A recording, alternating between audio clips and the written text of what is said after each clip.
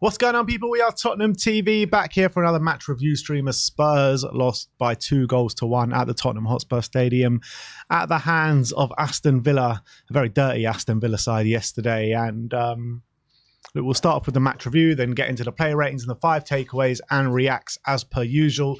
But let's start off with the match review yesterday. And let's start off with the lineup that was picked yesterday, because it did raise a few eyebrows when the lineup was announced. And I think it got received quite positively by the Spurs fans, definitely by myself. I was very happy with that lineup. I saw Kulusevski moved into the middle, along with Lo Celso and Bentancur in the middle of the park. The only thing that kind of was worrying me were the centre-backs, really. I thought it was nice to see Brian Hill given his first start to the game this season. But it was Emerson and Davis, which was the ones that really worried me going into the game. And that's kind of what came to pass throughout the game. I think when you're looking at the way we started, I mean, we started like an absolute house on fire in those opening half an hour.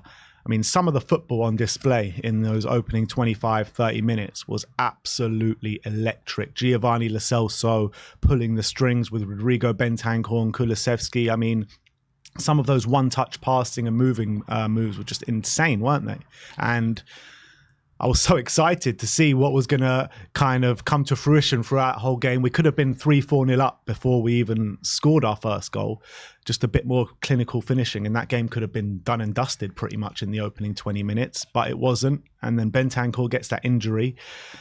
It was just Matty Cash, man. I want to kill that guy. Seriously. What is he doing? Like, first of all, he should be sent off for that challenge. And second of all, like, after so long, willing Bentancur to come back from that ACL injury, gets that really bad. It looked really bad on the pitch. Obviously, we haven't heard of anything or any kind of repercussions from the injury, but it did look bad, didn't it? Yeah, we'll have to wait and see. We don't really know. Obviously, he tried to carry on, and he wasn't able to. How was he not sent off? We don't know how bad it is. Hopefully, it's not a bad one, like a long one. We know that Maddison is out for a couple months at least with an ankle injury, so maybe we have a bit of PTSD from that news, when that looked quite an innocuous one, where he wasn't going to be out for long, and then now he's out for a while. And whereas Bentancur, it was such a cynical challenge from Matt Cash, and it was so dirty, and it was so frustrating because he had literally given us such a wonderful half an hour. Bentancur, he was really patrolling the centre of the park. It wasn't just dominating physically, but some of his passing was really opening up Villa at will, pretty much. And they didn't know how to deal with us. Yeah, they literally 100%. Did not. He was unbelievable. He was probably the best player on the pitch before he got that injury, and it kind of took the wind out of our sails. The injury, unfortunately. Højbjerg came on, who I thought did a good job, but the latter part of the half, when Bentancur got injured, we weren't quite as vibrant as we were in that first part. And that football in the first 30 minutes was absolutely exceptional. And as you say about the lineup, when I saw the lineup, I was super excited, to be honest, because I didn't think Ange was going to change it that much. But I was so happy that he was being brave with his selection. He was really going for what he believed could be a side that could play his football. And I think we saw that. And in fact, what I would say is, the football we played in the first 30 minutes is probably some of the best football we've played the whole season. Best. I don't even think some of the best. That was the best half an hour display I've seen from Spurs this season. 100%. Yeah, and considering all the injuries we've had and all the changes he had to make, like, he picked a team where he believed that was best suited to playing his football. And I think probably he looked at the Wolves game and he thought, I'm not having another game like that. I need to change it. So like lots of changes. And he was also brave to take Dyer out, and who's our only fit senior centre back at the moment, and put in Emerson Royal because he believed he was going to be the best fit to playing how he wanted with the high line and having that pace in behind.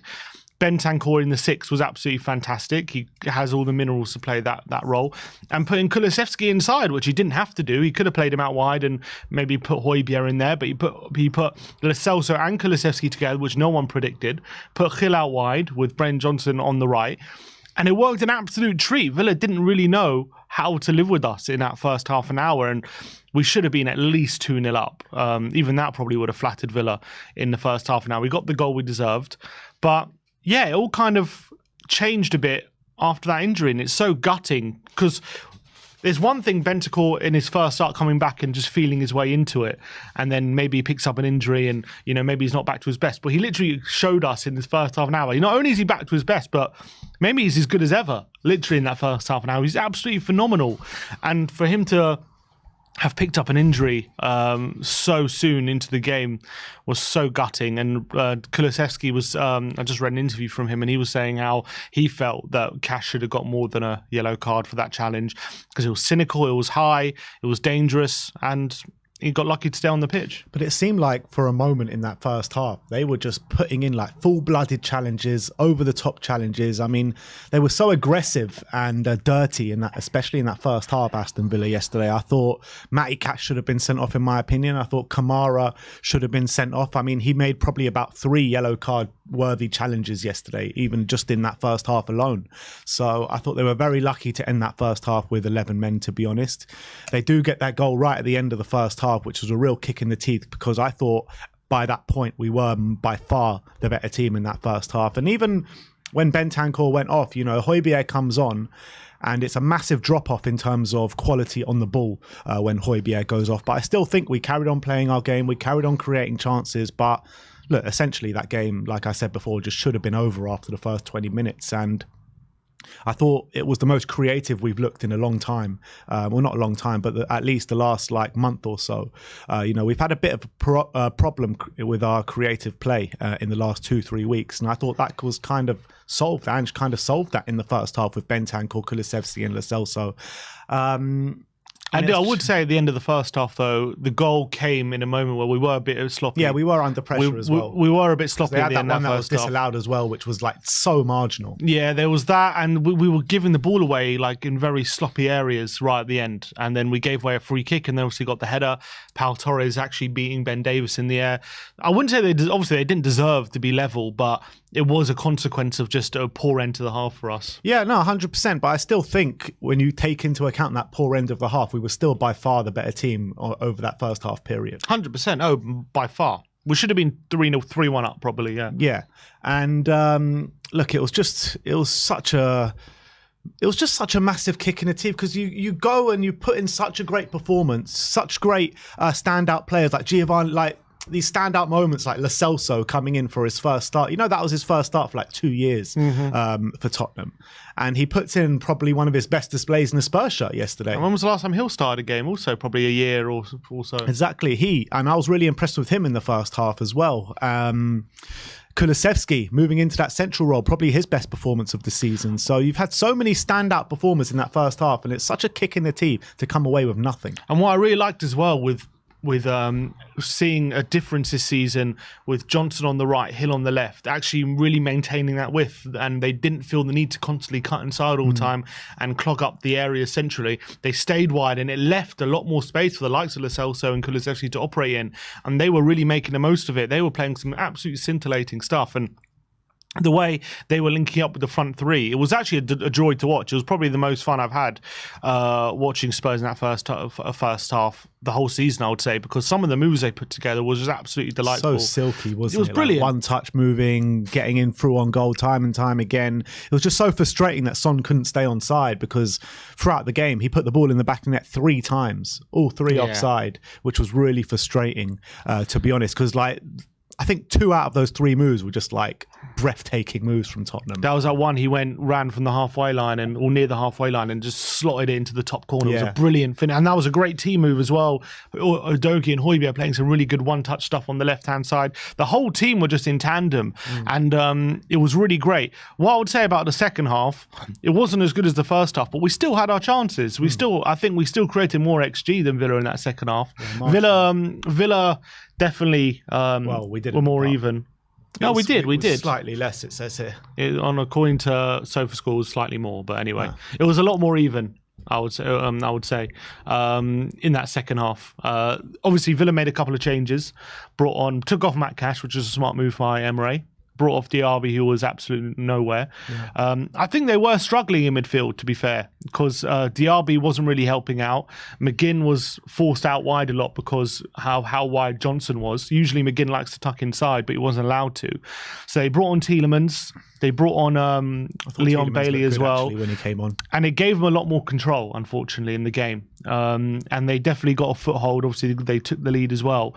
But what I would say is they took the lead probably still against run of play. And I would say, even though they definitely got more of a foothold in the game, we still probably did create a lot of chances in that second half. And Martinez had an absolute brilliant game. Yeah, he did. He made some unbelievable saves, especially in that second half, Martinez, 100%. But I think what came back to bite us was the defensive issues once again, playing 4 fullbacks in a back 4 with Emerson and Davis in the centre. I mean, I don't know about you, but every time Villa went forward, it looked like they could score because of the 2 centre-backs that we had on the pitch yesterday. I thought both of them, as much as they probably put in okay displays for them, Davis was all right, Emerson was all right, but they're just not centre-backs, and you can see it. And both the goals that they conceded, I thought, was bad defending, poor defending on their part. I mean, that goal that Watkins scores, I mean, look at the acres of space he has to run into. Emerson not tracking him.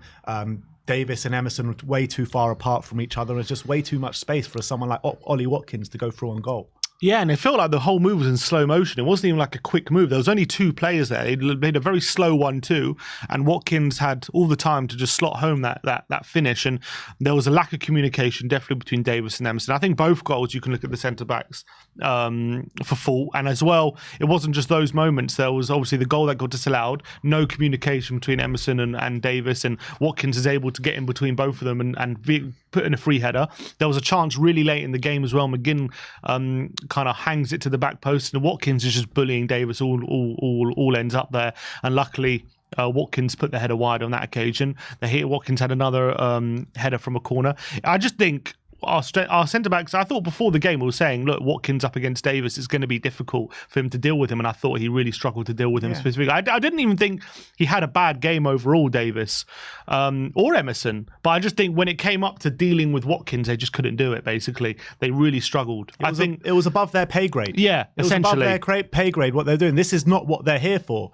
Ben Davis is a natural left-back. Emerson's a natural right-back. You're asking them to form a centre-back pairing against a very good Villa attack. Yeah, and that's exactly what happened. I mean, they came unstuck. Yeah, I would say in the first half we got away with it. I thought they did okay first half. Diaby got nothing. Yeah, got nothing. First half. Off at half time. But it was Watkins was the one. We just couldn't live with him pretty much whenever he had to basically physically use his body and win headers and things. Our centre-backs weren't able to deal with it. I would also say with the goal, I was a bit disappointed with Vicario because it wasn't right in the corner, and it was a good finish by Watkins, but it was low. I mean, I think he'll be a bit disappointed he didn't get closer to it because I think it wasn't right in the corner. It wasn't the most powerful finish. So I think he'll be thinking he probably could have done better with that. Maybe he was unsighted. I have to look at it again. But I don't know if it went through anyone's legs. That always makes it a bit more difficult.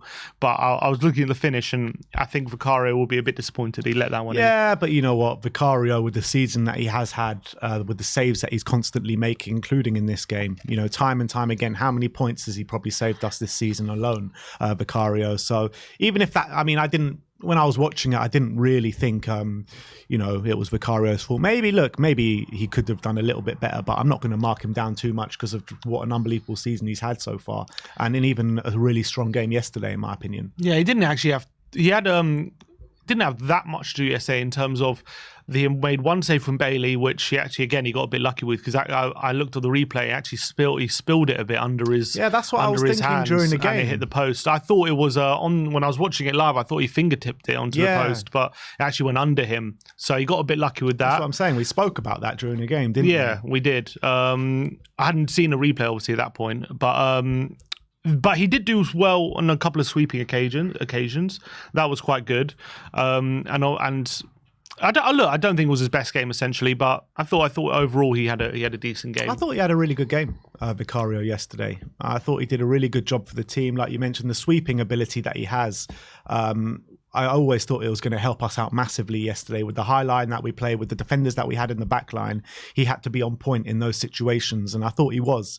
Like you say, good saves throughout the game. Could have done a bit better from that one that he let go and tipped onto the post. That was the only down marking for me, was that moment, to be honest. But other players that I wanted to mention was both Pedro Porro and Destiny Udogie, and I thought the control that we had in the first half in that midfield was massively down to the fullbacks that kind of were inverting, and especially Udogie giving us a lot of control in the middle of the park. As well, like every time the ball went over the top to try and attack down that side with Udogie, I thought he came out on the better side more times than not, probably for the most part, to be honest. And Pedro Porro, I mean, the amount of times he was influencing the attack, his ball over the top in the first few minutes that put Destiny Udogie through on goal, which he should have done better from.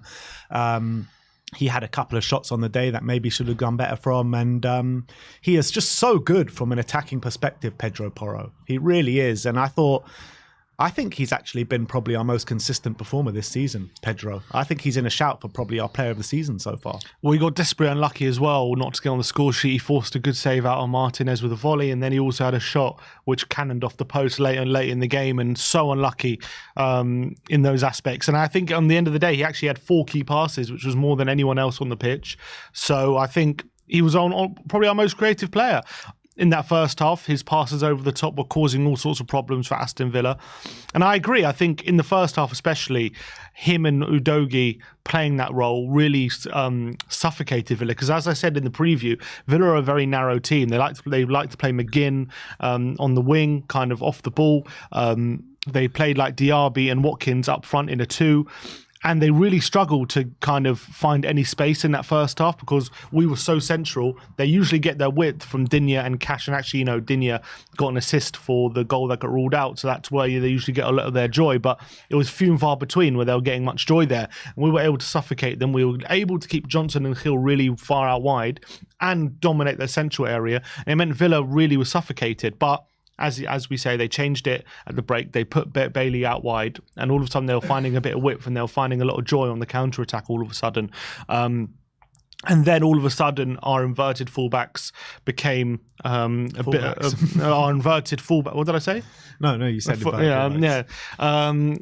became. I was about to say our inverted fullbacks became fullbacks. Yeah, fullback. Yeah, and this is what I said at half time to you. Not to say that I thought in the second half we were bad, but at half time they made a couple of changes, and I said I'm worried now because Emre's a good tactician, and the problem when you've played as well as we did in the first half and you haven't taken full advantage of it and it's only 1-1 and the opposition make a couple of changes like Emre did, is that you're kind of forced into reacting in that situation because you've played so well, you're not going to change how you're playing. You're going to continue to play the way you've played because you're playing really well.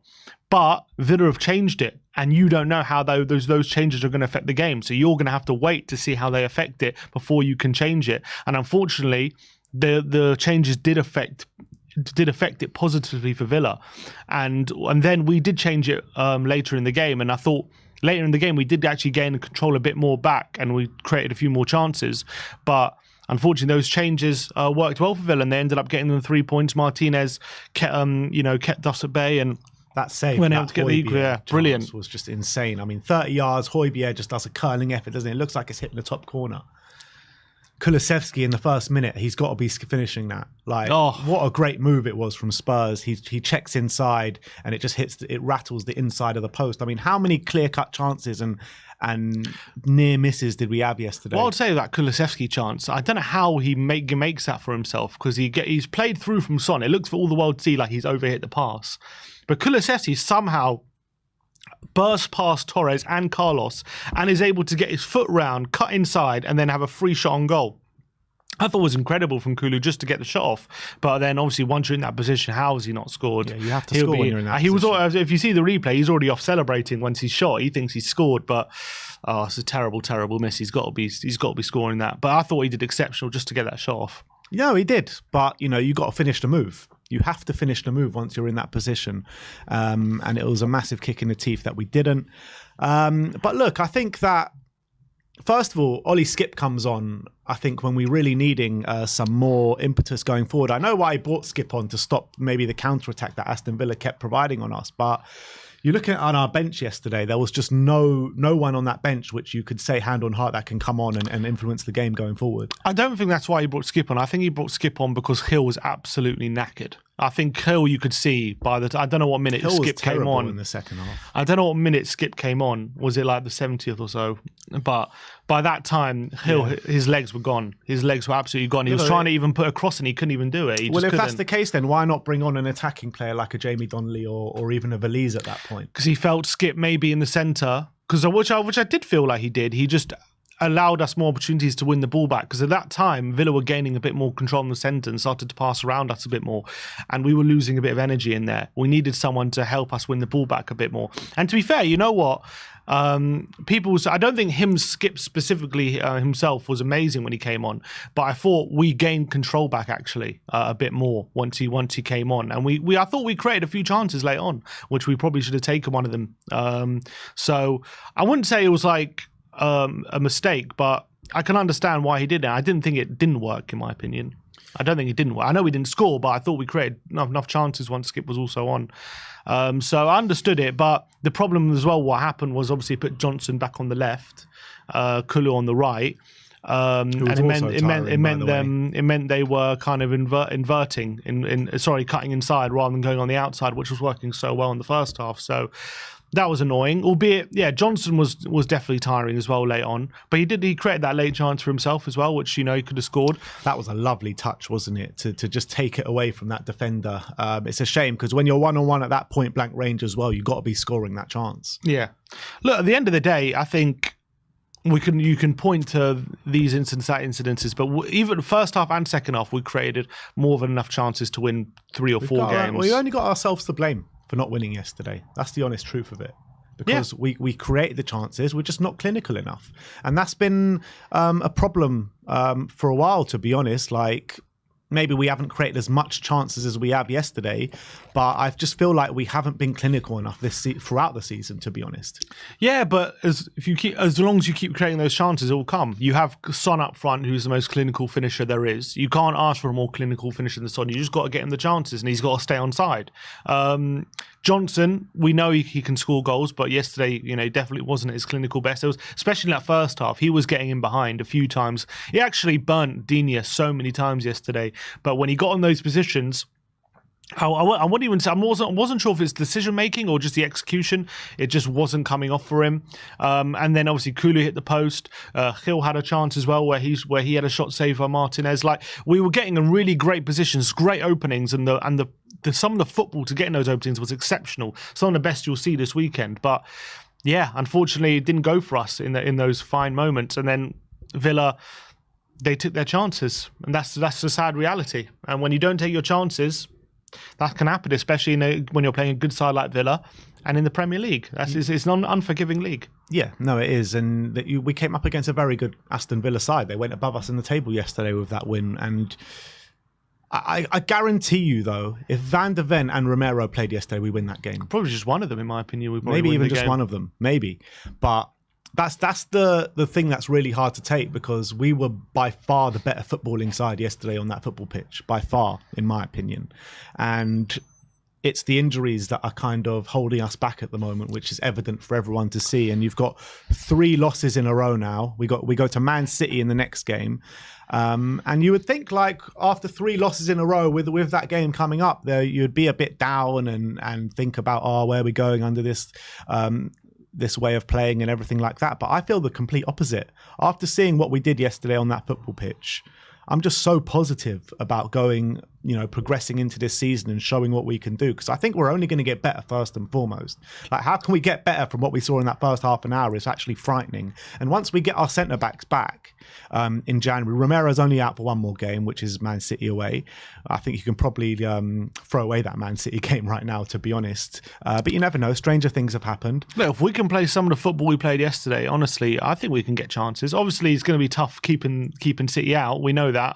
And I'm not saying that it's going to be easy, but we can give them a game. There's no reason why we can't give them a game. But I'm not even bothered about that Man City game. What I'm looking at is that Spurs' progression, the way we're looking in football games. Once we get the players back, I'm so confident that we'll be completely fine this season. So confident. 100%. Like, yeah, that game, just like I was actually like happy after the game. I'm not happy with the result, but I was happy with the way we played, happy with the mentality of the team, happy that players on the fringes have come in and put performances in like they did. Like it was apart from the result, I took away so many positives from the game yesterday. Look, at the end of the day, we know we're very early in the Ange era. These kind of results, 3 losses in a row, we've been spoiled in the first 10 games with the results we were getting and some of the performances. So we're now going through a tough patch. That was always going to happen. It could have easily happened in the first 3 games of the season, but it's happening now. But I think this hard patch is going to make us stronger as 100%. And for me, the fact that we had the team that we had out yesterday with all the injuries and we played the way that we did shows to me that Ange can really cobble together what we have to still make a team that can play his way of playing, and he's not afraid to change things. That was the thing that I was so most happy and excited about after yesterday's performance, and even seeing the lineup. He saw the game against Wolves and he was like, I ain't having any of that. The team against Wolves was nowhere near the level that I want in my team, so he completely changed it up. He was brave in his selection, and he got players like Kulusevski and Lo Celso playing in central midfield, doing the dirty work as well as doing all the beautiful stuff as well, and they were absolute treat, and that's exactly what you need to get to the level that we want to get to. Like, for example, you talk about like players playing in central midfield. Like you have someone like, say, for City, like Bernardo Silva, like a brilliant player. Everyone associates him with like unbelievable, close control, and he's just a brilliant footballer. But what people don't always give him praise for is what he's off the ball, because Pep gets him to almost be like a defensive midfielder off the ball. He's so great in the duels, and that is where those kind of things, when you get a good player like him off the ball doing the dirty work as well, then all of a sudden you can have a complete team performance. And that's what I was seeing yesterday from Kulu and Lo Celso. They weren't just, it's all well and good them doing the stuff on the ball, which we know they can do, but when I see them putting in tackles and like winning the midfield battle, then I'm saying, okay, Ange can really get this team playing at a really good level. Like, even like these great footballers, he can get them doing the dirty work off the ball, and that got me really, really excited. So for me, I don't care what happens in City. We can lose it. We can make it 4 losses in a row. It doesn't bother me. I think we're definitely on the right path this season with Ange, and I can't wait to see more of the football that I saw yesterday. And I think as well, like people that are getting a bit irate that we're losing all these games 3 in a row, potentially could be 4 at City this weekend. I think people got to realise and maybe readjust what their thoughts were and remember what our thoughts were going into the season. Like people, when we were going into the season, when we just hired Ange and maybe at the end of the transfer window were saying, you know what, if we get Europa League this year, it'll be a good season, a good building block season after finishing 8th last year. We put ourselves in an unbelievable position after the first 10 games, unbeaten, top of the league and all that. I just feel like people got to remember that this year should only be kind of remembered, or only the expectations this year should be like a building block season. First season, a new way of playing football. First season with a new manager and a completely new philosophy. So I think that, even if we don't get top 5 or top 4 this season, it's not a disaster. It's really not. We need to remember what we were like in the past few seasons, and coming into this season, like, as long as we're on the right path and as long as we keep building the way we're building, we're going to be completely fine. 100%. I couldn't agree more than that. So it's always going to have hiccups. We're in a hiccup right now, but we'll get through it. And I think we'll come out the other side. And if we're going to go for if this is what we're playing like in our bad period, I'm all for it. You know what I mean? And like people last season, what were they saying? Oh, we don't care about this. We don't care. We just want to see good football. Well, here it is. And we're watching good football week in, week out, maybe Wolves game aside, but we're watching good football week in, week out right now. And it's great to see. And like, when you cast your mind back to the Jose Mourinho's and the Antonio Conte days and the Nuno days, like when results started to slip, like we were falling asleep watching games and also didn't see any light at the end of the tunnel when like the results started to slip. Now, results are slipping, but me and you are sitting here so confident and so positive about the future of the football club. Well, at the end of the day, we're only 4 points off top. It's so early. It's so tight. Man United have had a disastrous start to the season. They're only 6 points off top now. So it's still very early. I'm not saying we're going to go in the league or anything like that. Obviously, that's next but season. Exactly. But definitely for me, even if we could lose the next 2 games, and I still think we got a good chance of finishing top 5. I think in this season, it's very close, very competitive. You've got to remember, it's a long season. When maybe in the second half of the season, that's when it's really going to start catching up with teams of European football and stuff like that, where we're going to have no Europe. So hopefully we can end the season even stronger as well. So for me, I'm not deterred. It's only reinforced my excitement for Ange and the whole project he's building for me. So look, it's a bad defeat to take because we played so well, but you just got to take it on the chin. It's one of those. It's like people always going on about Arsenal and how solid they are at the back and everything like that, and what their attack has struggled this season because of the way they've switched up their not formation but style of play a little bit, and their defense is impenetrable, it looks like, at the moment, but their attack has suffered from it. But if you take out Gabriel and Saliba from that team, are you telling me they're going to keep winning games? No chance. So anyone who wants to lay into Spurs for losing games, just look at the injuries that we have. Look at the way we're playing our football with still having those injuries. We've got a bright future here at Tottenham Hotspur, so I'm very excited. But that is our match review from the 2-1 defeat yesterday. Let's move on to player ratings and see where we go. But we're going to start off with Vicario. Sim gives him a 6. I gave him an 8, actually. An 8? I thought he was really good yesterday, Vicario, to be honest. 3 saves on the day for Vicario. I thought his sweeping job was top job for the team. I think there was 2 sweeps there throughout in the second half when we were playing that high line. Villa were trying to put it on us with those counter attacks, and I thought he just relieved the pressure really well. The one bad moment in there was when he did tip it onto the post, which I thought he probably could have done a better job with that. But apart from that, look, I don't think he really put a foot wrong or a hand wrong. I don't think he was terrible. I just didn't think he had his best game, to be honest. I thought one of the sweeps he got a bit lucky with because we went straight to John Probably McGinn. Splitting the difference at 7 is probably fair. Maybe. John McGinn had an open goal, which we were a bit lucky that he miscued it. In my opinion, I thought he could have done a bit better with the Watkins winner as well. And he had that moment where he let Bailey's shot squirm under him, and luckily for him, it hit the post. But he did have some good moments as well in there with some good sweeping in there and some other good saves. So I don't think it was just his best game for Tottenham, but I don't think he had a bad game early stretch, so I gave him a 6. Yeah. All right, moving on to Pedro Porro at right back. 8s all round for Pedro, one of our best players on the day. I thought he was unbelievable, and I actually think he's been one of our most consistent performers so far this season, ever since coming in the second game of the season against Manchester United. He grabbed an assist on the day, albeit not the greatest assist, to be honest, just a nice little pass to Giovanni Lo Celso. But look, he was so creative throughout the game. That over-the-top ball to Destiny Udogie in the opening minutes, where Destiny definitely should have done better from. He had a couple of shots where one of them maybe should have done better from and hit the back of the net. But his passing is just to die for, isn't it? It's just unbelievable. He's increasingly becoming, one of the best passing fullbacks in the league. Obviously, we got some very good ones, but he's been incredible this season. We know what quality he's got in that right foot of his. Was desperately unlucky not to get on the score sheet as well. Hit the post with 5 minutes to go with a great effort from the edge of the box. Had a volley which Martinez tipped wide, and he had 4 key passes on the day, which is more than anyone else on the pitch from right back as well, which goes to show how creative he is. His passing over the top was exceptional. I thought he just had a brilliant game, and I agree with you. He's fast, considering he didn't even start the season technically as our first choice right back. He's just taken that spot and not looked back, hasn't he? He's been absolutely phenomenal. And if he continues in this form, I'm sure he'll be getting more goals and assists more regularly. Yeah, absolutely. Moving on to Emerson Royal. 5s all round for Emerson. Unfortunately, not a great day at the office for him. Look, I thought he was okay for the most part, to be honest.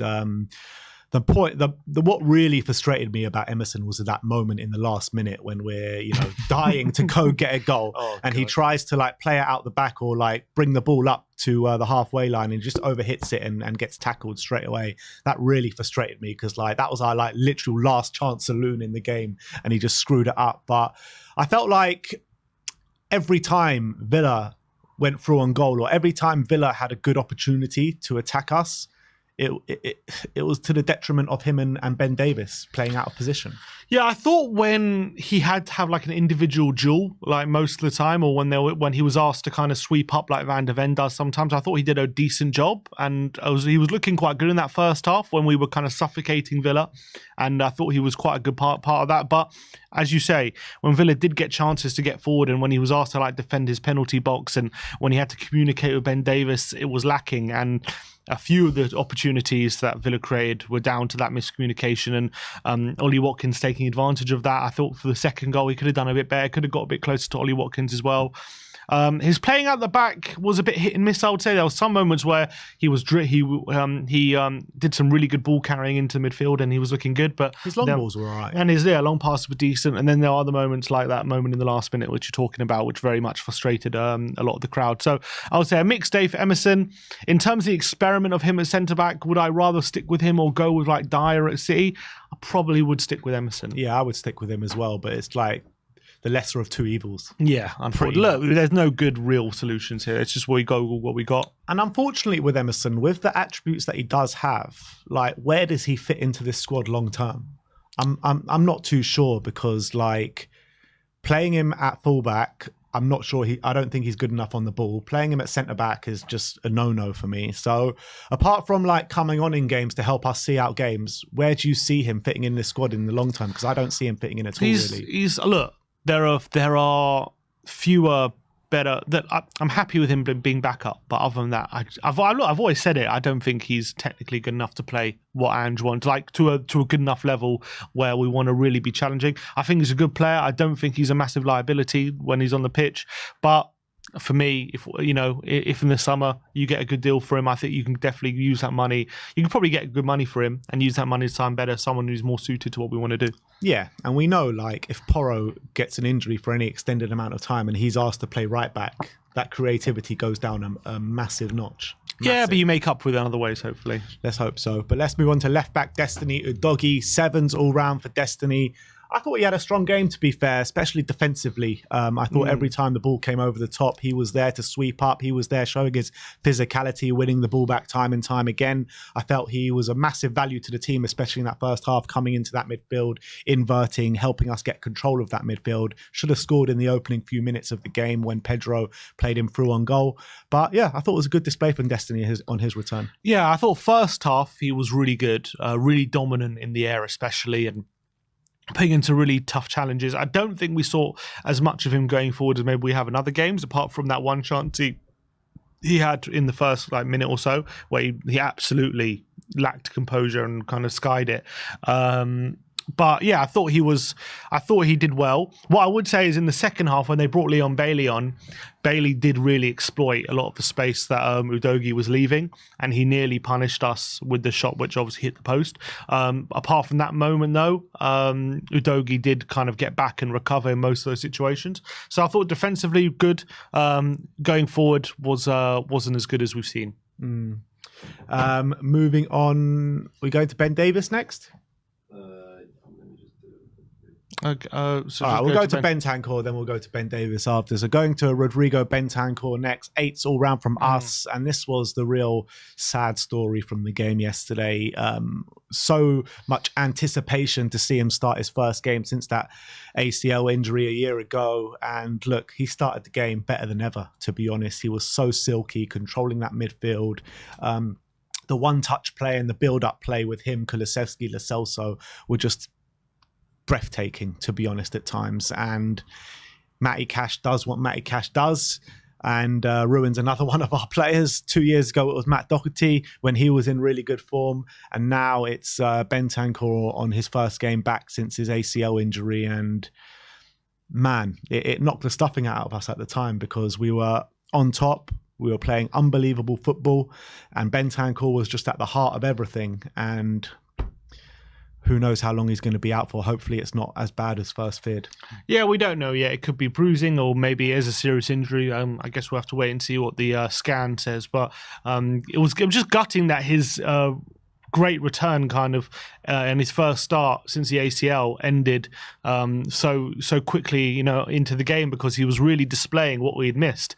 and he was playing in that number 6 position, and he was doing everything we know he can do. Ball carrying ability, really great passing range as well. The number of chances that came from him playing passes over the top to people like Johnson or Son or Udogie, and it was phenomenal. He was brilliant. He was completely like him on his own.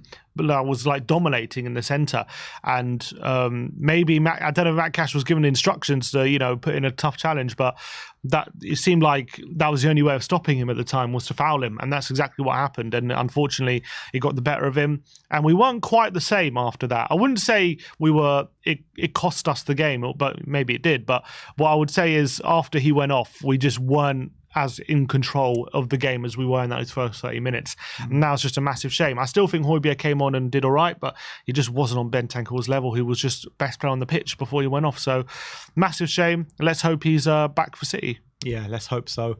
Let's go back to Ben Davies. 5s all round from us. Again, like I thought he put in an all right display, but like I said with Emerson, every time Villa come forward with them two at the back, it just seemed like they could have the opportunity to score. I don't think Davies and Emerson were close to each other to enough. The communication was off. That goal that Watkins scored, like Ben Davies and Emerson just parted like the Red Sea pretty much, and Watkins goes in, and Emerson didn't track his runner. But Ben Davies essentially, look, defensive flaws, but I think he did okay on the most part. Yeah, he did do okay, and I think when you look at his overall game, like he did some really good stuff, especially when the ball was on the ground. But as soon as the ball went in the air, he struggled. And then I went back and looked at all the chances that we conceded, and just most of them were coming from Ben Davies losing headers, to be honest. And when you look at his stature, we know he's not the most dominating centre-back when he's there.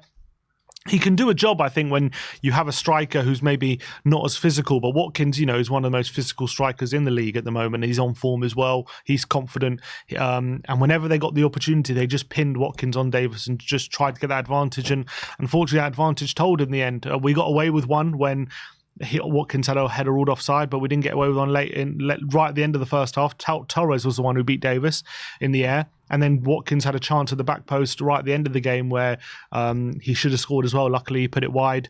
And he had a header from a corner, which he beat Davies to as well. So I just think in those moments he struggled. But I think there was a lot of occasions where he actually did really well, and I was very impressed. But unfortunately, when it really mattered, he became out second best. Yeah, absolutely. Let's move on to Giovanni Lo Celso. His first start in about 2 years in a Spurs shirt. 8 all round for Gio, and I thought he was breathtaking throughout the game, to be honest. In the first half, linking up with the Kulusevskis and the Bentancurs, his silky moves. It's great to see him get on the score sheet, albeit it was quite a massive deflection, to be honest. But look, he was just so creative. Every kind of worry that we had about him coming into this game were alleviated, to be honest, in my opinion, because he came in, he did an unbelievable... He basically played the James Maddison role to a James Maddison level, in my opinion. He was dropping deep, he was winning the ball back. The other end, he was being very creative and playing some lovely balls into the box. And I thought it was a really good display. And I think that he's got to be in the team for the foreseeable future now with Maddison out injured. Yeah, I think so as well. He really did a fantastic job. I was so happy for him because we were talking about a lot this season about how there's maybe been chances to turn to Lo Celso, and we haven't done it this season. And maybe there's something going on between him and, or I was saying anyway, maybe there's something going on between him and Ange. Why is he not picking him? Why is he not getting minutes? But you have to say he got his opportunity to start, which he did against Fulham, and obviously went off at half-time injured. But this time he absolutely grabbed that opportunity with both hands, and I thought he played some absolutely brilliant football throughout the 90 minutes. Just some of the little link-up plays he did, like, for example, that little touch into Porro when he hit the post, and those little dinks on the edge of the box. Obviously, he did get the goal as well in the first half. I just thought he was a breath of fresh air. Linking the play and playing the ball quickly. He seemed to have a bit more vision than a lot of the other players we had on the pitch, and just having a more technical player back in that midfield made such a difference to when compared to that midfield who played against Wolves, where it seemed so stodgy and no one knew, everyone was kind of treating the ball like a hot potato and no one knew how to take care of it. But Lo Celso was very, very different, and I thought he had an exceptional game, and I was just delighted. I was delighted for him, and I was delighted for Spurs that we can now see him as more of an option now. Moving on to Dejan Kulusevski, Sim gives him an 8. I gave him a 9. He was my man the match yesterday. Decky moving into the middle of in the midfield. I thought he put his best performance of the season in. To be honest, yesterday, especially in that first half, he was so hard to play against, so physical there. they couldn't deal with him, to be honest. They couldn't get the ball off him. He was taking it round his man. He should have scored 100%, but the way he created that chance for himself was unbelievable. And I just feel like he's just so much more impactful in the middle of the park than he is outright on the right-hand side. And I think that even showed in the game yesterday, because when he did move out back to the right, I just thought he just was so much better when he was in the middle in that first half. And yeah, fine, he could have done a bit more with his end product and stuff like that, but I just felt like his ball retention, the way he progresses the ball up the pitch, it was just unbelievable yesterday, and they just found it so hard to deal with him. Yeah, and because he's very used to playing in those tight spaces, he's very much used to playing in those central areas in the tight spaces where he's being like confronted by midfielders, yet he was able to hold them off. He was able to play quick one pass into Gio or to Sonny and play some really good link-up play, and he's got brilliant quality as well to kind of make chances, get shots on goal. He had a brilliant effort from the right-hand side where he nearly whipped into the far post as well. And he showed unbelievable pace, not only for the chance where he hit the post, which was, I thought, incredible pace and strength. There was one moment as well where he carried the ball literally from the edge of his own box all the way until the 6-yard box of the Villa goal, and his shot, unfortunately, on that occasion was saved by Martinez. But that moment for me was like, okay, this, he's faster than a lot of people think. When he does stuff like that, it was absolutely incredible. And I thought Villa just struggled to deal with him the whole game. Every time he got the ball, they were trying to get it off him and confront him, but he was too strong and too tricky for him. And the only downside is we didn't make the most of the good work he was doing. It was such a shame. He had that brilliant flick into Gil as well, that set up Gil's chance in the first half. Brilliant flick. And he was doing those kind of things all game. And it was just lovely to see him and Lo Celso together in midfield, link up together, and it not really affect us defensively as well in terms of in midfield, especially in that first half. So that really is something to think about for Ange going forward. Yeah, their chemistry looked really high on the pitch yesterday with Lo Celso and Kulusevski, and when Bentancur was on the pitch. I mean, it's mad to think about where we've been praising our midfield so much this season with Sarr, Bissouma and Maddison. This was a completely different midfield with Bentancur, Kulusevski and Lo Celso. And it was probably, in the first half an hour, our best midfield performance of the season. That's what I've been saying. I think our midfield depth's pretty good. Yeah, it is. It's very good.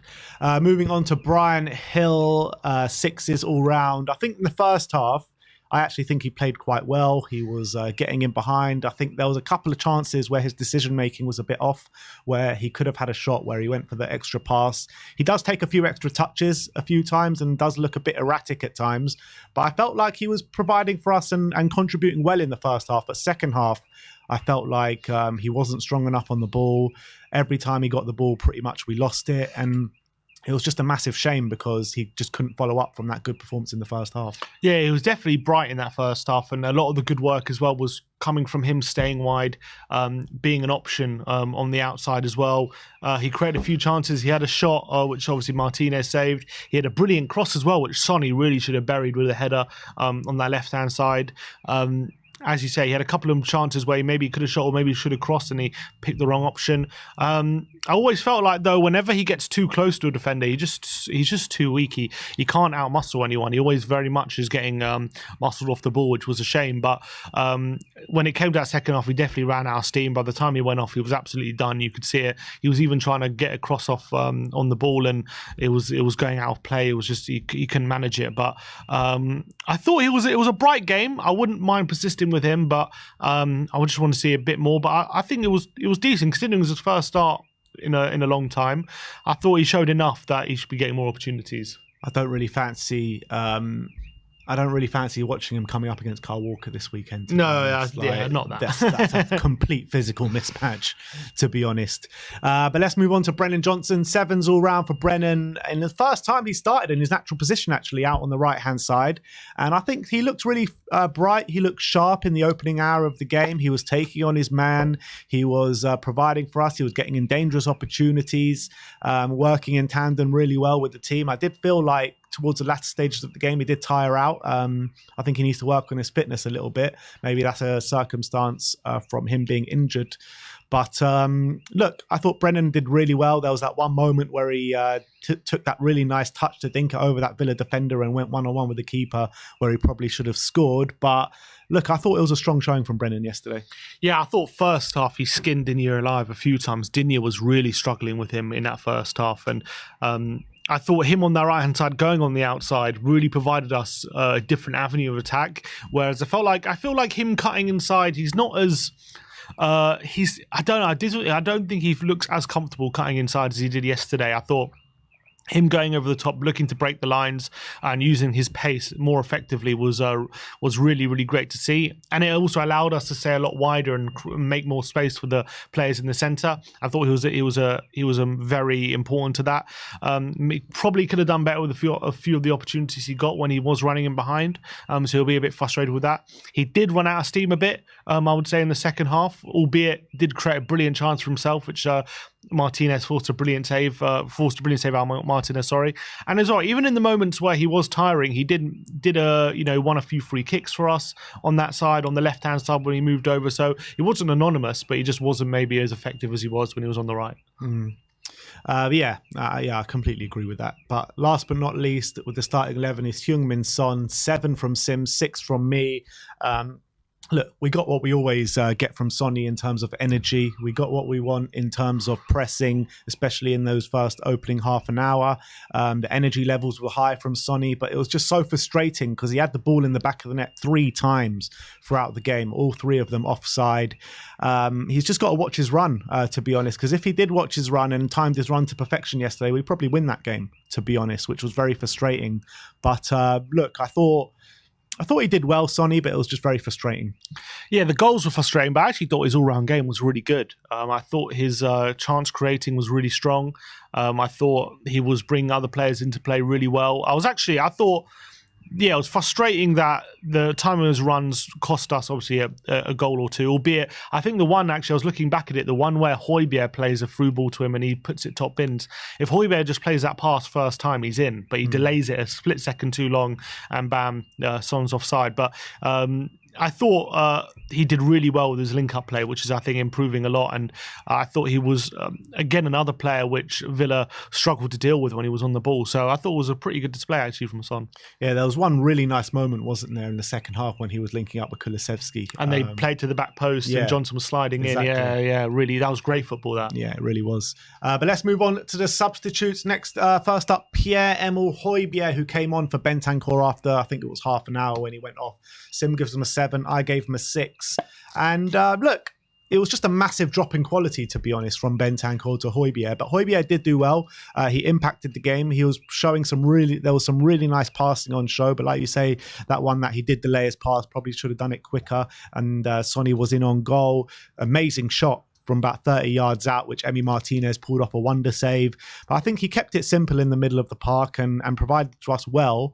But I just felt like it was a massive drop-off in quality when Bentancur went off to him. Yeah, I still think he had a pretty good game. I don't think he let us down in any way. I thought his passing was pretty good, his long-range passing that was. I thought he sprayed a few really nice ones out to Kulusevski on the right-hand side, which did really well to kind of progress us up the pitch and keep the pressure on Villa a bit. But yeah, I completely agree. It wasn't Bentancur level, especially with what Bentancur can offer with his dribbling ability. Højbjerg can't really do that. But I thought his passing was decent and obviously had that brilliant effort, which was really unlucky not to score. So I thought he did pretty well, Højbjerg, when he came on. And there was that one move, wasn't there, in the first half with, I think it was Højbjerg, Hill, and I think it was Lo Celso as well. Was it for one of the disallowed goals? I can't actually. It was for Højbjerg and Udogie for Son's disallowed goal. That was it, yeah. A great one-touch football, and then Højbjerg played it Unbelievable. So, like, he can do it, but I just feel like Bentancur is just so much of a higher level technically. I feel like Højbjerg can do it like once or twice a game, but he can't do it consistently. Bentancur can just do it, loads. Yeah. And last but not least, we're going to rate Ollie Skip. Sim gives him a 6. I gave him a 5. He came on in the middle of the park about 20 minutes to go when we desperately needed a goal. Look, I thought he provided a bit of steel in there in the middle of the park, and that's about it. I don't really remember him doing too much good, to be honest. I thought he did all right, just allowing us to win the ball back a few more times and gave us a bit more energy in the centre, because I felt like at the time Hill was getting knackered and we were kind of losing a bit of the control midfield. But he had that bit more energy, allowed us to put a bit more pressure on Villa and get us up the pitch a bit more. So I don't think him specifically did much, but I thought the dynamic of the team, it helped the dynamic of the team a bit. So, but I gave him a 6. Well, I don't think he did anything special. And last but not least, big Ange Postecoglou, 7s all round for his managerial display yesterday. And I think the team that he picked yesterday was the right team. And I think with the way we started the game, especially until Bentancur went off, you could see probably our best performance, I reckon, in the first half an hour of the season. I really believe that against a really strong Aston Villa side. Obviously, you can't account for the injuries. And when Bentancur went off, we did drop off in quality massively. And I don't think, you can put it down to him in the goals we conceded either, because we were just lacking with numbers at the back with Ben Davies and Emerson playing out of position. I commend him for his bravery with that midfield that he picked, and I think we saw the rewards of it. And I also commend him for dropping Eric Dyer out of the team and playing Emerson and Davis there. So I actually don't have any down marks to say about Ange yesterday. It's just unfortunate for him that we did lose the game. Yeah, and obviously there's not much he can do about having to take Bentancur off. You can maybe missed as well. Yeah, the chances missed. The only thing is, could he have brought Donnelly on at some point? But I'm not going to really criticise him for not doing that. I thought he got the selection spot on. I was looking at the selection, and with all the injuries we had, to put a team together to play the football that we did was really, really great to see, and it showed that he's a problem solver, and that's what we were saying. Like, it's going to take him time to solve these issues, but give him the time. I'm sure he can do it, and I'm sure he can find a team which can solve a lot of the issues we were having, like against Wolves and maybe against Chelsea as well. And I thought that he coached a brilliant game, and I thought the team were brilliant. I thought the selection was brilliant, but unfortunately we weren't clinical enough. We ended up losing the game. Was he too slow to react to the Villa changes in the second half? I think that's a harsh criticism if people say that, but at the end of the day, Emre did change it and changed it to benefit him. But I did think as well, we had more than enough chances in that second half as well to score, so I can't really fault him too much. So, look, unfortunately we did lose the game, but I thought Ange, at the end of the day, did all the right things. You got to look at the bench that we had yesterday as well. Yeah. That bench was shocking. It was absolutely shocking. The players that didn't come on, we had 2 goalkeepers in Fraser Forster and Brandon Austin. We also had Alfie Dorrington, a youth player that's never played before, Jamie Donnelly, a youth player that's never played before, and Eric Dyer. So other thing, what else could he have done? The only thing I would say is there any reason why he just left one space open? Could he not put someone there? Put on the bench? Yeah. Apparently he left one space open. There was only 8 there instead of 9. So, I mean, that place was probably going to be for Ashley Phillips, so he's out injured. I mean, who else could he have put there? Suntop Bell or something? Just put someone there? Just some random guy from youth, yeah, why not? Could have put him there. I mean, if you're going to put Austin there, you know what I mean? Yeah. Look, I don't think it matters too much because he probably wouldn't have played anyway. It's just a bit strange. Yeah. Why not just fill it? Why leave it open? But anyway, that's all I would say. But that is our player ratings from the game yesterday. Let me know your ratings in the comment section below. But let's move on to the 5 takeaways. We're going to take a look at the 2-1 defeat against Aston Villa and see what 5 things we can take away from the game. And first up is Gio takes his chance. Yeah, and he got a big chance yesterday. We were saying, weren't we, in the preview, Gio has to take his chance this time. Otherwise, he's got no future here. And I thought he grabbed it with both hands. And I thought he was exceptional. Not on the ball, but off the ball as well. He won 7 of his 13 ground duels. He created 3 key passes, completed 3 out of 3 long passes, 4 tackles as well, which was more than anyone else on the pitch. 92% pass accuracy, and obviously he got the goal as well, which put us 1 up. Obviously, it was a massive shame we didn't go on to win, but I thought Gio did his chances of having a Spurs future really well. Yeah, absolutely. I thought he was breathtaking at times yesterday, one of our most creative players on the pitch. And, a lot of people have had a lot of words to say about Giovanni Lo Celso, including ourselves, including other people. We both, I think, were in agreement saying that he needs to get his chance. He needs to play this game and see what he can provide. And I think it was all positive things. So in the absence of James Maddison, we were very worried about the creativity in the midfield and what we can provide. And that was definitely compounded at the loss against Wolves just before the international break. But I think watching that midfield performance with Bentancur, Lo Celso and Kulusevski, but Bentancur aside, you just look at the performances of Kulusevski and Giovanni Lo Celso, and there's going to be more than enough creativity in that midfield moving forward until Maddison comes back for sure. Yep. So I was so happy with the performance that Giovanni put in. But let's look at number 2, and I just alluded to it a little bit there, but it is Deki Central. Yeah, and he started in central midfield yesterday, which is his first time he started in that position for us, I think. And I thought he had an exceptional game, and he really showed that he's really capable in those areas. So strong. The stats say it as well. He competed for 21 duels, winning 10 of them. Completed 6 of his 10 dribbles as well, a lot of them coming from out wide. Completed 3 tackles, 1 interception. Completed an 83% passing accuracy as well, which, considering is a bit further forward, is maybe understandable. Maybe it was a bit less than the Celso, but I thought he just had an exceptional game. Obviously hit the post as well early in the game, but he was just a constant nuisance. They didn't know how to deal with him, and his strength really is underrated. How strong he is. You can't really muscle him off. I saw Douglas Luiz getting floored when trying to take him on. And as well, I thought as well, he was brilliant central, and I thought as well when he moved out wide late in the game, he played quite well as well and continued that threat. So exceptional game, and I think maybe going forward we found a new position for him. Yeah, and to be honest, it's a position that a few people have been calling for a while now with Dejan Kulusevski, and I feel like his best 2 performances of the season, the latter stages of that Sheffield United game when he got moved into central, and now in this game, have actually been his best 2 performances of the season, in my opinion. Definitely his most creative performances of the season, and I'm here for it. I think we need better wingers, to be honest, to play out wide, because Brian Hill, I don't think he did enough yesterday to really command that spot to play in there long term. Brendan Johnson looked good, but we are lacking numbers out wide. So I'm not sure if it's wise to keep Kulusevski in the middle there just because of that situation. But once we do populate the squad a bit more, I think we can see more value in Kulusevski moving in central. But in the short term, I'm just not sure if it's the wisest move to play Brian Hill week in, week out. Yeah, no, I agree with that. But he was absolutely brilliant, Kulusevski. It was really lovely to see how he was able to just shield the ball in central area and play quick football as well. He showed he could really do it. Yeah, no, absolutely. But moving on to number 3, and that is Porro Unsung. Yeah, and I think he, probably doesn't get enough praise, Porro, for some of his performances. And I thought another really strong showing yesterday, and was one of our most creative players on the pitch. Got 4 key passes, which was the most of anyone on the pitch. Won 2 of his 2 aerial duels, completed 3 crosses as well, which is more than anyone else.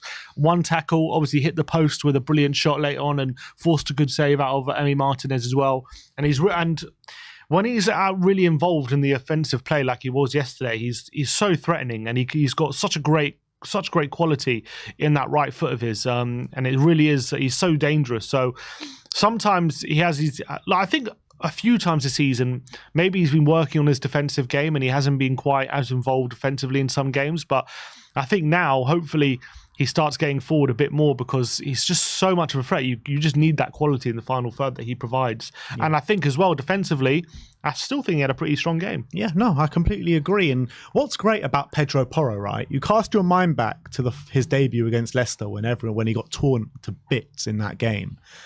Ever since then, he has pretty much been on a constant upward trajectory, constantly improving. He improved massively from that point on till the end of the season, and I think he's taken up that 5-fold as well this season. He's consistently improving this season as well, and I actually think he's been our most consistent performer this season, and potentially he's got a shout so far to be our player of the season so far. Yeah, I can't think of a bad game he's had. Yeah, can't think of one. And not only that, but he keeps improving, in my opinion. But let's move on to number 4, and that is chances galore. Yeah, and obviously Spurs yesterday, despite the defeat, it was actually one of the games where we created the most chances we've had this season. We had 18 shots on goal, which I think was the 3rd most this season in the Premier League for us. 8 shots on target, which was 2nd most. We created 2.3 XG, which is actually our highest total of the season in any game, which is incredible to think about. So considering the amount of chances we created, especially under the circumstances as well, is very, very encouraging. And look, on another day, we could have won that comfortably, to be honest. And it's just a shame that and that's why it's probably so hard to take that we ended up losing.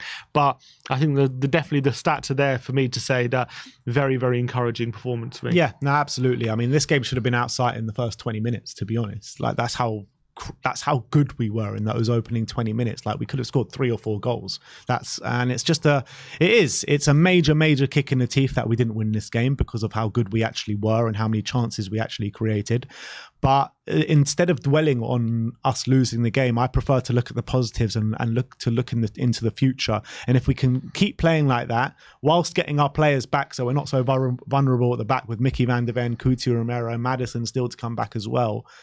We've only got good things coming our way, in my opinion. So I'm very positive of the outlook of Tottenham Hotspur at the moment. I'm very happy with the way we performed yesterday. It's just gutting that we didn't win and didn't get what we deserved. But you can see that Spurs are on the right track, so I'm very happy about that. And once we get a few players back, once we add to the depth of this team, we're going to be a serious outfit. So I literally have no I don't think anything else, because that's the only way I think we're going, and is in the upward trajectory. But let's move on to the 5th and final takeaway, and that is centre-backs exploited. Yeah, and at the end of the day, this was probably our downfall in terms of negatives. As much as I thought Davis and Emerson gave a good account of themselves for filling in at centre-back, for their level, playing at centre-back.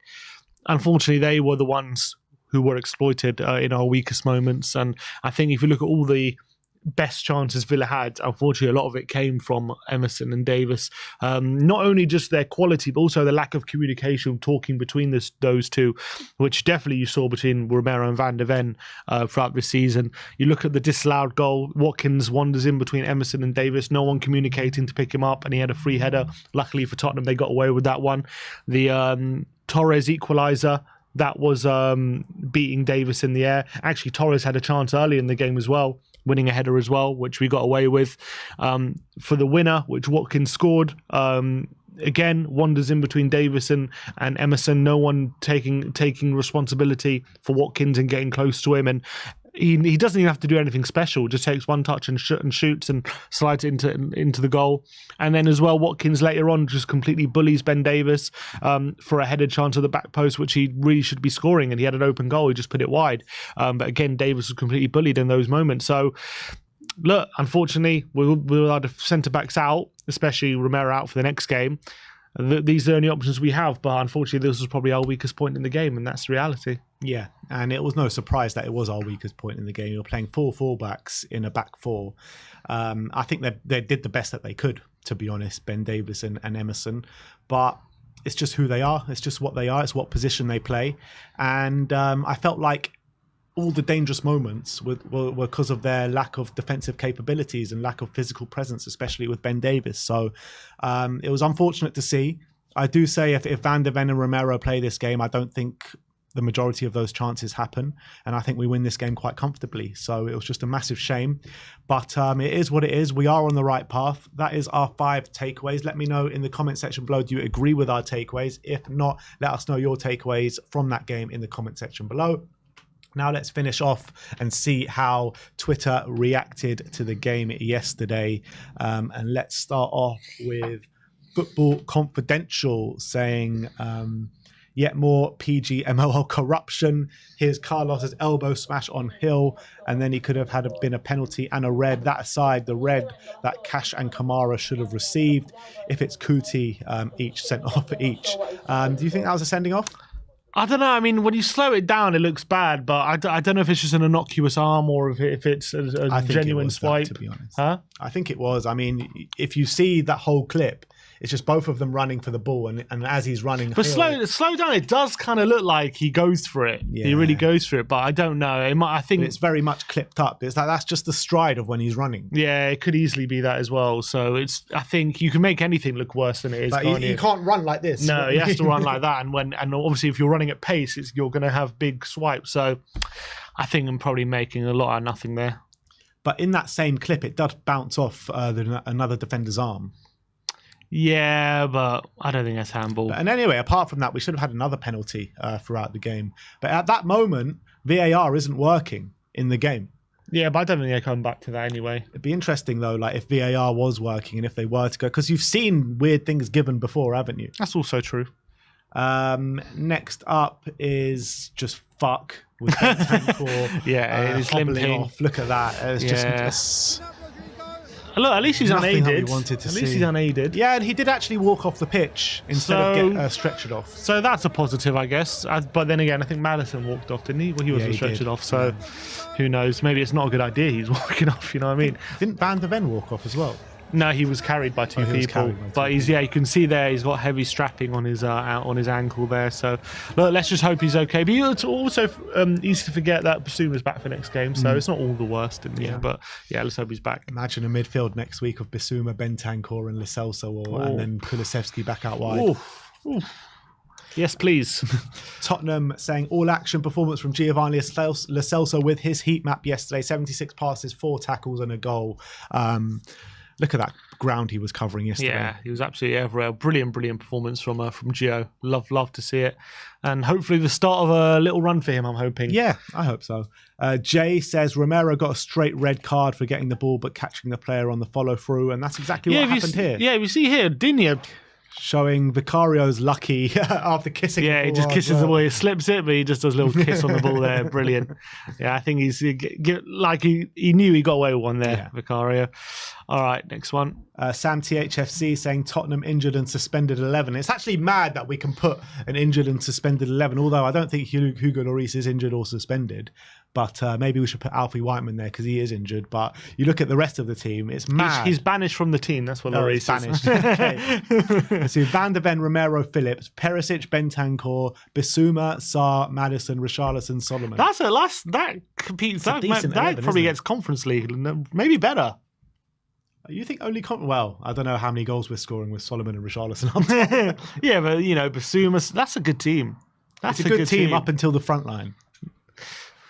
Richie scored a few goals once upon a time. Yeah, once upon a time. It's not a bad team. He's been at us a year and nearly a half now, and he's only scored 3 Premier League goals. Doesn't matter. Kaylee Graphics, XG map from Spurs Villa yesterday. Crazy end-to-end match. Only 3 goals. It was the real shock. And it was actually, when you look at how the game was and how many chances there were at both ends, how was it only 3 goals in that game yesterday? It's mad. Shame. But look at how many shots we had in the box compared to them as well. Yeah. We had so many good opportunities inside the area. Just didn't make the most of them. Really, really disappointing. Up to Joe, 5. Tottenham are only 5th side in the Premier League history to lose 3 consecutive games despite going 1-0 up ahead in all 3. And the first since Leicester City in December 2014, whose 3rd game was also against Aston Villa. So first team to lose 3 in a row, going 1-0 up. Great. Fantastic. Spursy. Very Spursy. This was on Brian Hill's tweets yesterday, saying apparently this isn't a penalty. So Brian Hill definitely thought it was a penalty, didn't he? But he would do, wouldn't he? Yeah, definitely, of course.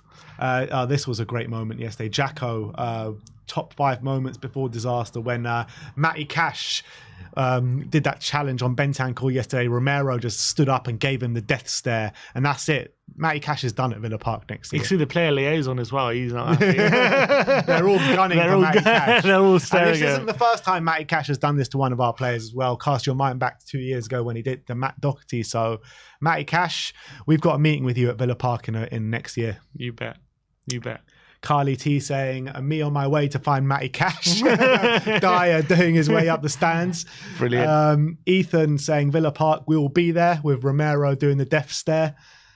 Another one from Carly T saying, Romero won't forget. He most definitely won't. Romero, when he sees Cash next year, look at that full-blooded challenge on Richarlison when Spurs played Everton. 100%. Matty Cash is definitely getting that in the opening few minutes in the Villa Park game. 100%. If I'm Unai Emery, I'm doing the smart thing and not playing Matty Cash. Yeah, that's what you should do. Squawker saying Tottenham are the first team in Premier League history to go unbeaten in the first 10 games of the season and lose their next 3 games. It's quite a specific stat, but but there you go. Jacko saying the Kulusevski experiment as a number 10 worked very well for me. Unlucky not to score in the first half. He pressed very well and his link-up play was excellent. He has so much more potential in that position than as a winger. I would love to see him there again. And I completely agree. I do think he's actually more tailor-made to that role than he is out wide. Yeah, I think maybe, having that upper body strength that he has, And also, we know that he's not slow, but he doesn't have blistering pace. So maybe having that in the centre, definitely on Sunday, that definitely showed me he can definitely play that role very, very well. I kind of feel like he's more suited to it, like for the same reasons, like Bernardo Silva's more suited to playing in the middle as to out wide. I feel like that ball retention, the way he progresses the ball is just so good. It's just so hard to get the ball off him. And when he's in the middle there, it just causes carnage. And he's got a bit more opportunity to show his quality as well. Yeah. I feel like is sometimes a little bit wasted out on that right-hand side, albeit I do think he needs to play there for the foreseeable future whilst we got these injuries. Poseidon's ITK says, would you accept relegation if Cash breaks both kneecaps? Would you? Yeah, let's get relegated. Let's do it. Kuti Romero says, today's game made me more sure that he needs to be the man for the next 5 years. Ridiculous how good we play, all things considered. Yeah, I couldn't big agree. Ange. I know. That's what I was saying. Like yesterday, even though we lost, and obviously it's 3 losses in a row, but I haven't been more sure than yesterday that this guy knows what he's doing. Yeah. And it's just like, as every game progresses, I know the Wolves game was a terrible, but actually the Wolves game, in a strange way, helped us a bit more, because usually in previous managements that we have, like you have that Wolves game and Conte would play the same 11 probably the next game, just like he'll believe in the team that he picked in that game is the right way to go. Where Ange, he learns from his mistakes and makes us better, and that's what we saw this weekend. 100%. Brian Hill on Instagram from the Spurs Express saying, it wasn't the result we wanted, but this doesn't stop. Let's keep working. Hard work sooner or later brings the reward. Amazing support from the fans today. Come on, you Spurs. And there you see Ange rubbing off on him already, saying this doesn't stop. We don't stop. Come on, Brian. Premier League panel says that for Spurs, think that Brennan on the right wing, Hill on the left wing, Kulusevski right centre mid, dynamic looked good. Villa struggled to cope with the overloads. Brennan and Kulu generated. This is worth persisting with whilst Maddison is injured. They lost a threat when Hill went off and Kulusevski returned to right wing with Brennan on the left wing. Yeah, I mean, I kind of agree with that, but I feel like maybe we should just revert away from that just for one game against Man City, because I do feel like Brian Hill will just get completely dominated against Kyle Walker. Yeah, but yeah, I agree with that as well. What I would say is I don't know if we lost threat because of the change of position or because it was just late in the game. I think the players were very tired. You could see they put in a lot of effort, and I saw Lo Celso was getting tired as well. But I definitely agree with what he was saying before. Like that dynamic looks really, really strong, and especially while we're losing that creativity, Maddison making up with Kulu and Lo Celso both there, definitely makes up for that. James Harris says with a quote saying, "Dad, tell me about Rodrigo Bentancur's 30-minute comeback," and it's just Vince McMahon. I don't want to talk. It's too painful to talk about. I mean, it was so good, and now he's got injured again. I can't. It breaks my heart. Yeah, it really breaks does. my heart. Brings a tear to my eye.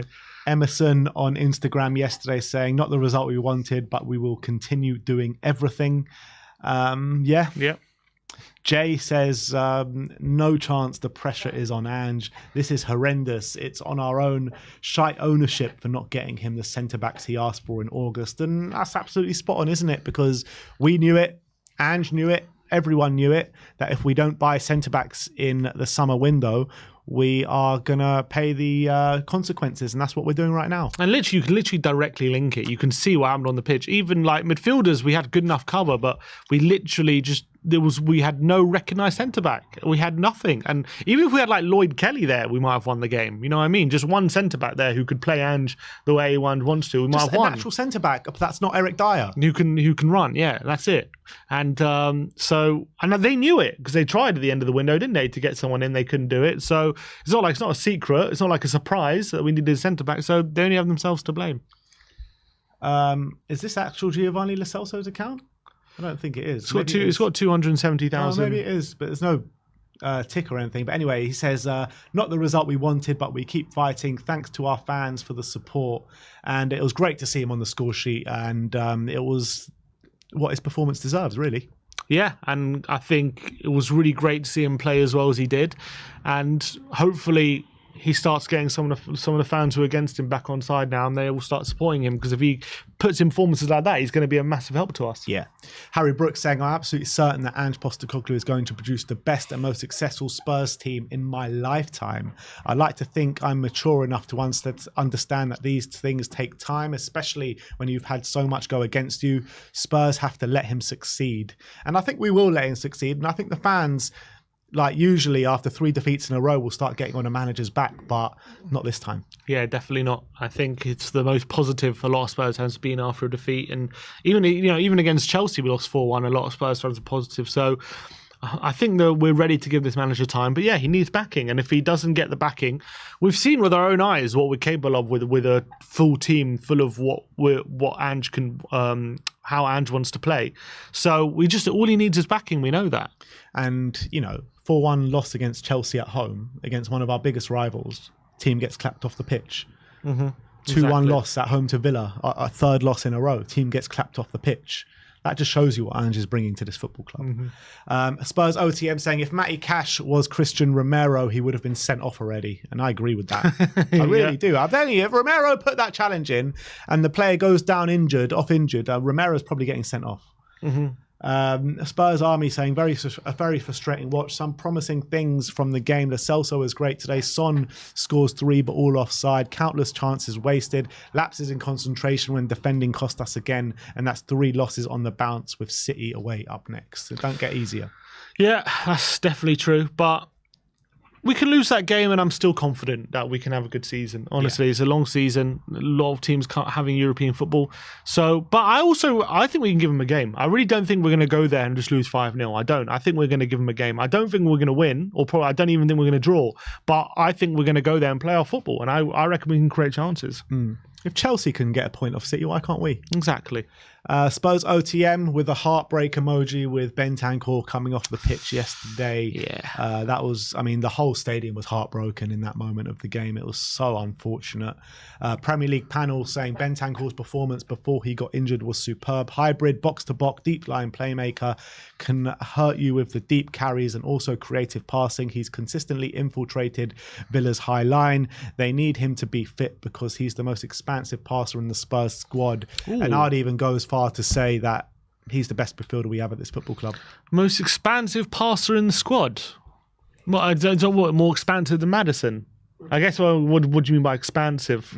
What does expansive mean? Is that a wide? Is that the biggest range of passing? Is that what you're saying? Yeah, maybe. Maybe that's true.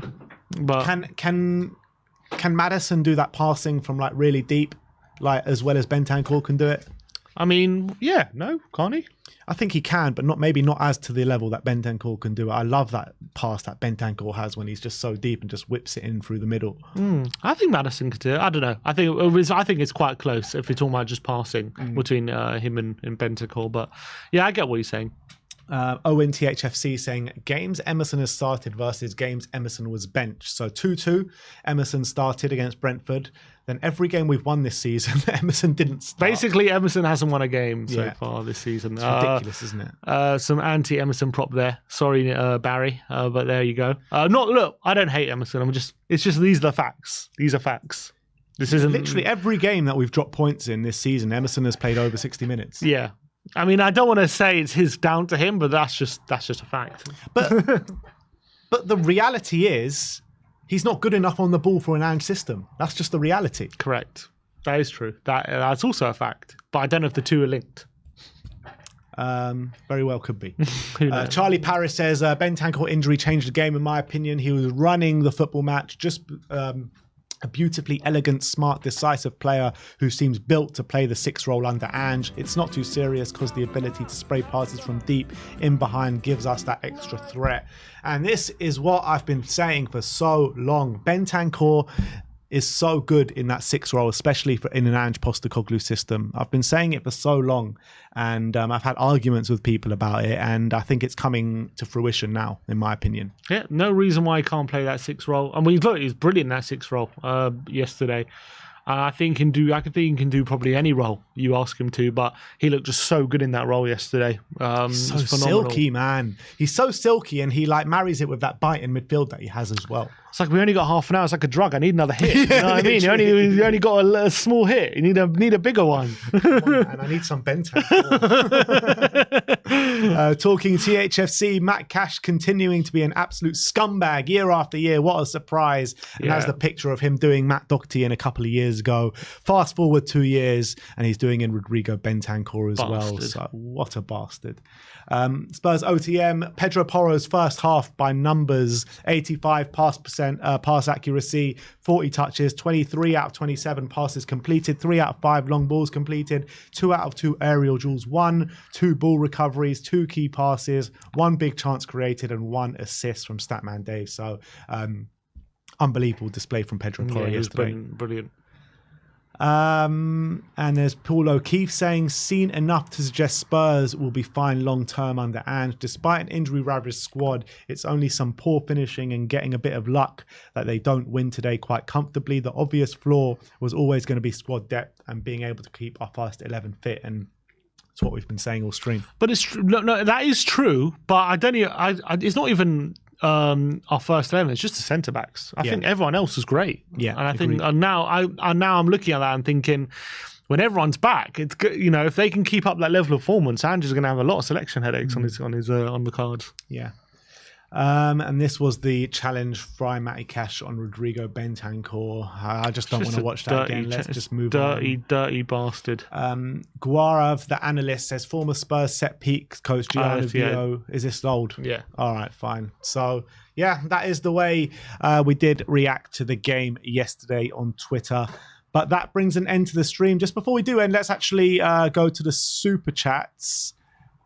What have we got here? We got a few to get through, actually. So SOF say, the Spurs fans complain when Romero puts in hard challenges.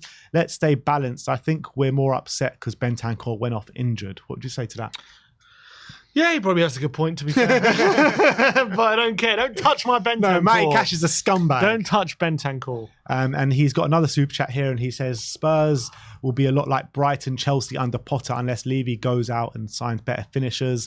Good football, no end product. Even when a fit Rishi and Maddison, I don't see a lot of goals. No, I disagree. I disagree with the Maddison situation. Rishi, I kind of do agree with. But you know what I kind of like in this Spurs team too at the moment? Is when Klopp first took over Liverpool, where you could see they were a really good side, but the defence was just nowhere near good enough. And they brought in better defenders, better cover for the defence, and they reaped the benefits from it.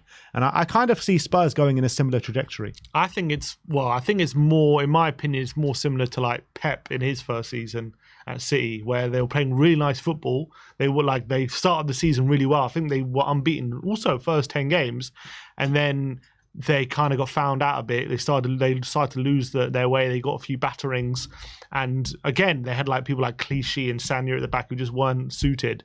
And then in the summer he had a bit of a clear out, cleared all the people who he wanted out, the old people, brought in like Benjamin Mendy and Walker and all these people, and bam, they think they got the Centurions in the second season. I don't think we're being found out though. I just think like the lack of squad depth is just to our detriment. I don't think we're being found out. Found out's a bit, probably. But as in, he had to use players who weren't suited to the system, basically. And that's what we are. Yeah, it was similar to Klopp as well at Liverpool. I mean, with Lovren and all that, trying to play that high line. You know what I mean? Like, that's what I see, like, comparing Lovren to an Eric Dyer or an Emerson or a Ben Davies at centre-back. That's what I'm trying to say. Yeah.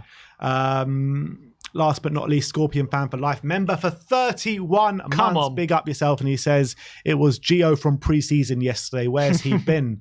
Well, he's not been playing. Pre-season Gio. And that was pre-season Gio. Yeah. It really was. Let's sign pre-season Lamella in January. Yeah, I'll be up for that. We could swap Gil back as well. Yes, we'll go full circle with the deal. But yeah, that is an end to the stream for us guys. But thank you everyone for joining us today. We'll be back for more content for you guys very, very soon. But do go and check out our website, WeAreTottenhamTV.co.uk, where you get daily Tottenham articles. Leave your best comment on any of the articles and we'll be reacting to them on an episode very soon. But thank you everyone for joining us today. Like, subscribe and comment. And as always, come on you Spurs.